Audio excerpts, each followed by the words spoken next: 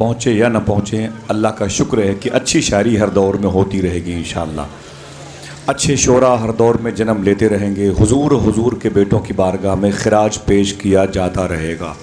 شہ کہتے تھے یہ لشکر آدھا میرے آگے، شہ کہتے تھے یہ لشکر آدھا میرے آگے، ایسے ہی ہے ہو خاک کا ذرہ میرے آگے۔ خیبر میں علی کہتے تھے دروازہ گرا کر، کیوں رکھا تھا تم نے یہ کھلونا میرے آگے۔ خیبر میں علی کہتے تھے دروازہ گرا کر، کیوں رکھا تھا تم نے یہ کھلونا میرے آگے۔ سادات ہوں میں صدقہ نہیں کھاتا۔ شعر سن بھائی، جس نے کہا شعر اس کا شعر لیکن بابا ارے کلندر بھی آگے ذرا محبت سے کہتے ہیں سبحان اللہ۔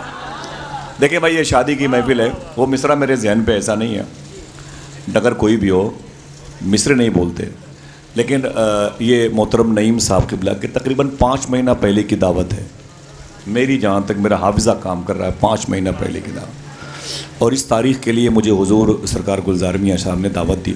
اس کے علاوہ تقریباً 4 یا 5 جلسوں کی دعوت تھی، میں نے سب کو کینسل کر کے ان کی بات کو ترجیح دیا۔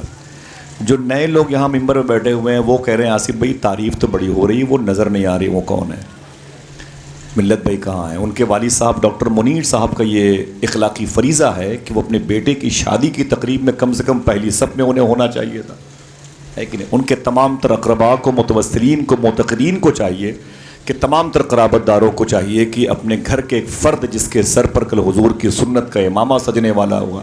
ہاں، ہم لوگ یہاں پر کیا اخبار بیچنے آئے ہیں بھائی؟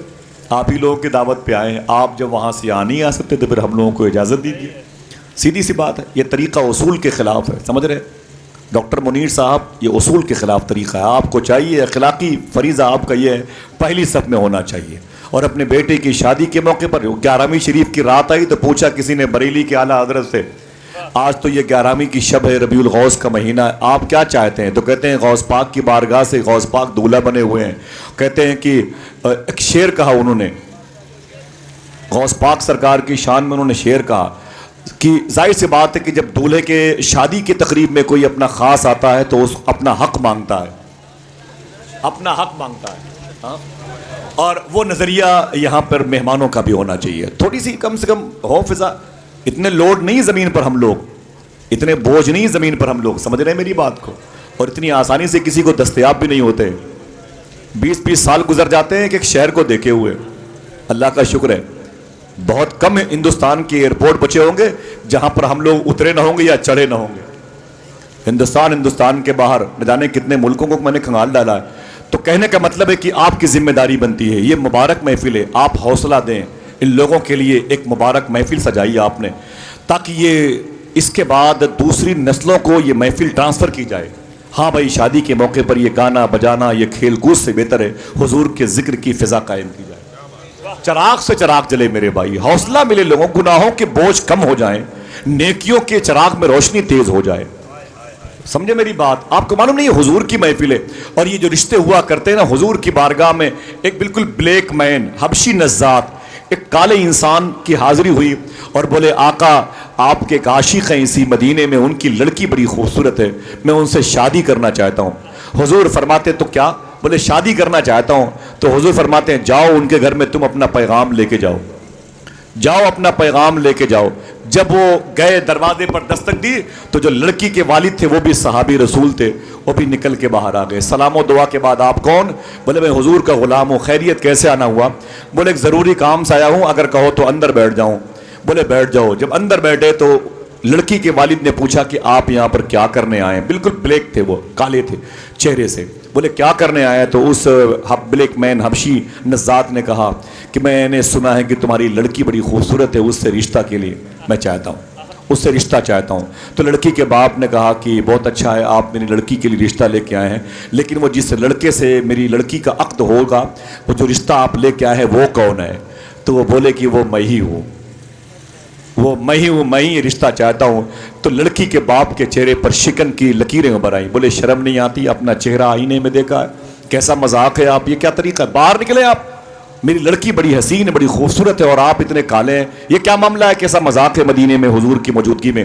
جب وہ کھڑے ہوئے تو دروازے پر آئے، بولے خبردار ادھر آنا نہیں ہے.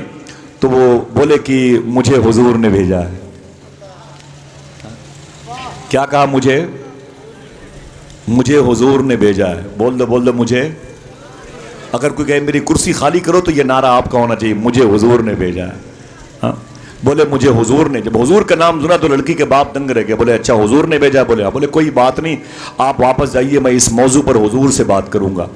جیسے وہ حضور کے غلام ٹوٹا ہوا دل لے کے گھر سے باہر نکلے نا، لڑکی آ گئی آنگن سے برآمدے میں. ابو یہ کس سے بات ہو رہی تھی؟ کس سے آپ کی بحث اور مباحثے کی فضا گرم تھی؟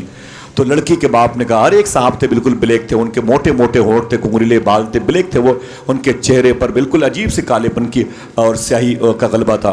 وہ تجھ سے رشتہ کرنا چاہتے تھے. کہا پھر کیا ہوا؟ کہا میں نے کہا باہر جاؤ. بولے پھر کیا ہوا؟ بولے جب دروازے پر پہنچے تو بولے مجھے حضور نے بھیجا ہے. لڑکی نے کہا کیا کہا؟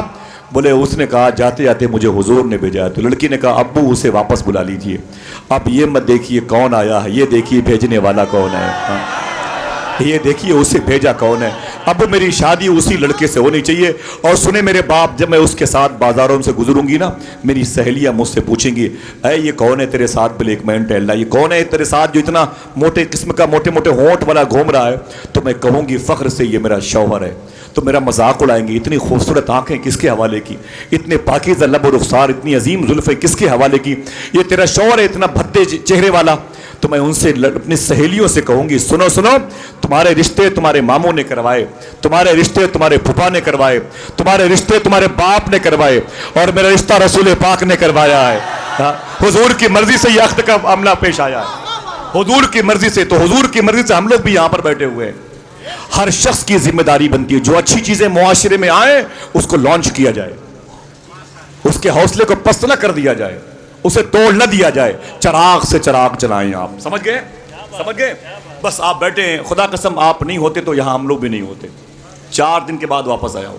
3 دن پہلے آیا تھا ناگور شریف میں تھا، صبح کی پہلی فلائٹ سے لکھنؤ واپس آیا. اور آج پتہ نہیں تھک جاتا ہوں تو گھر میں انٹری نہیں کر پاتا، اتنی تھکاوٹ لگتی ہے. پھر کہاں کہاں کی محفلیں ہوتی ہیں. سنیں آپ، بڑا ہی مبارک خیال تھا جو میں پڑھنا چاہتا تھا اور آپ تک اس آواز کو پہنچانا چاہتا تھا. فرازے دار پر بھی ذکر مولا ڈھونڈ لیتے ہیں، جنہیں جنت میں جانا ہے وہ رستہ ڈھونڈ لیتے ہیں. یزیدی پتھروں میں اتفاقاً حر بھی شامل تھا، مگر جو جوہری ہوتے ہیں ہیرا ڈھونڈ لیتے ہیں. یزیدی پتھروں میں اتفاقاً حر بھی شامل تھا. بیٹھے بیٹھے سن لیں. یزیدی پتھروں میں اتفاقاً حر بھی شامل تھا، مگر جو جوہری ہوتے ہیں ہیرا ڈھونڈ لیتے ہیں، مگر جو جوہری ہوتے ہیں ہیرا ڈھونڈ لیتے ہیں.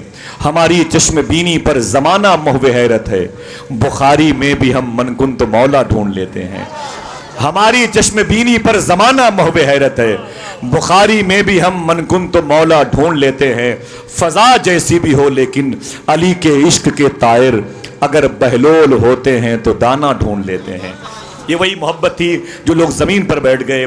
دیکھیں دہلیز پر بیٹھے ہوئے لوگ ہیں، بہت لوگ بائک پر بیٹھ کر کے حضور کی نعتیں سن رہے ہیں. یہ حضور سے محبت کا عظیم ایک تمثیلی کارنامہ ہے جو بہت دنوں تک یاد رکھا جائے گا. بڑے ادب اور احترام سے گزارش کروں گا اس کو جس کو آپ بھی سننا چاہتے ہیں، جس کو ہم بھی سننا چاہتے ہیں. اشارہ سمجھ گئے؟ اگر اب مگر نام نہ لوں اور اس کا استقبال کروا دوں تو آپ سمجھ لیں گے کہ کون مائک پر آنے والا ہے. سمجھ گئے؟ سبحان اللہ. یہ محبت. بہت بہت شکریہ. میرے بھائی کی آواز نے ثابت کیا کہ اس آخری موڑ پر اپنے اس عظیم قائد سے ملاقات کر کے منزل مقصود یعنی شہر مدینہ کی سرحدوں تک پہنچنا چاہتے ہیں. بہت بہت مبارک ہو. آئیے اس آواز کو تقویت دے. ایک نعرہ بلند ہونا چاہیے آپ کی طرف سے. بھائی محترم زین العابدین کے لیے ایک نعرہ بلند ہونا چاہیے تاکہ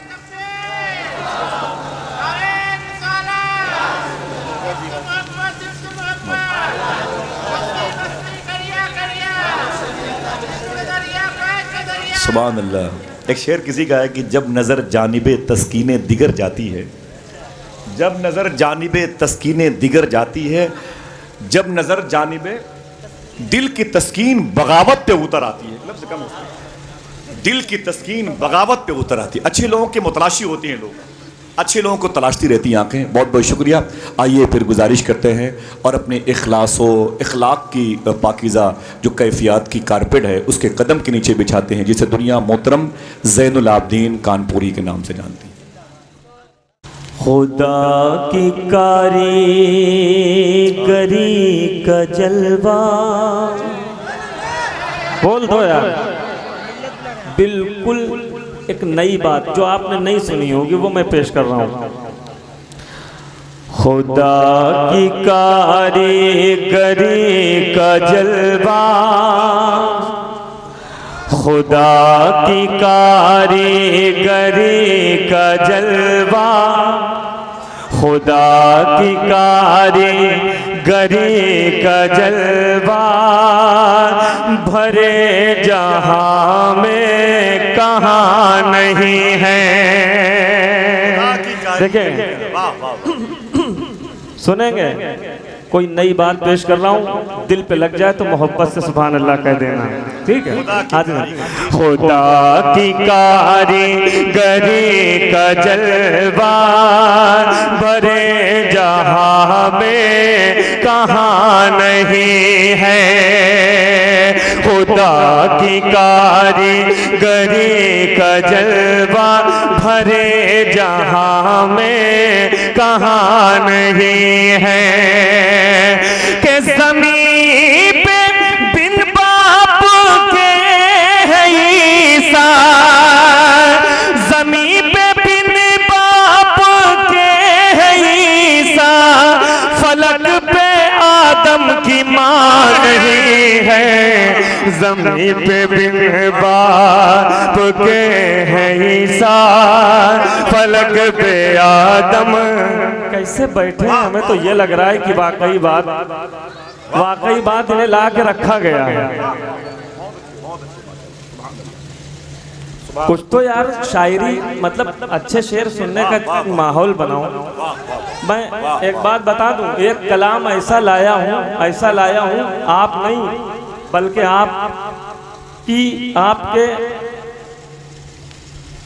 آپ کے دل سے آواز نکلے گی۔ حاضر کر رہا ہوں ملاحظہ کریں بھائی، تھوڑا سا واہ واہ واہ، تشریف رکھیں۔ اب ایک ایسا شعر پڑھ رہا ہوں، اس پر اگر نہ بولے تو قیامت تک نہ بول پائیں گے۔ ذرا محبت سے کہیں سبحان اللہ، سبحان اللہ۔ خدا کی کاریگری کا جلوہ، بھرے جہاں میں کہاں نہیں ہے۔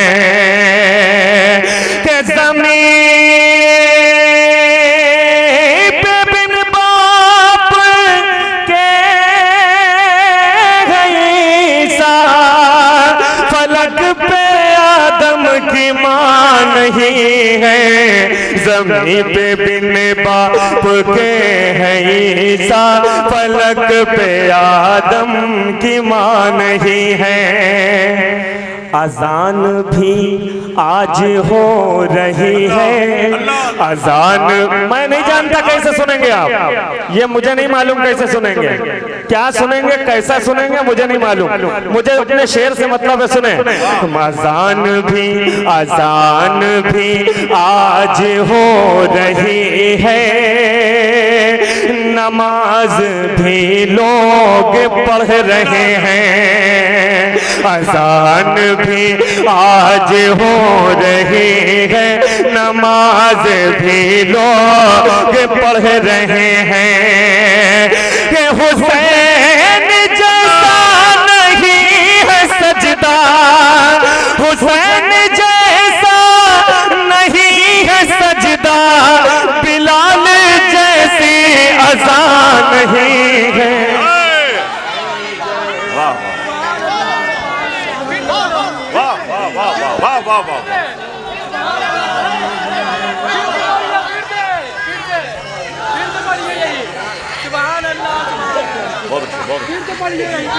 واہ واہ واہ واہ واہ واہ واہ واہ، یا حسین یا حسین یا حسین یا حسین یا حسین، واہ واہ واہ، ماشاء اللہ۔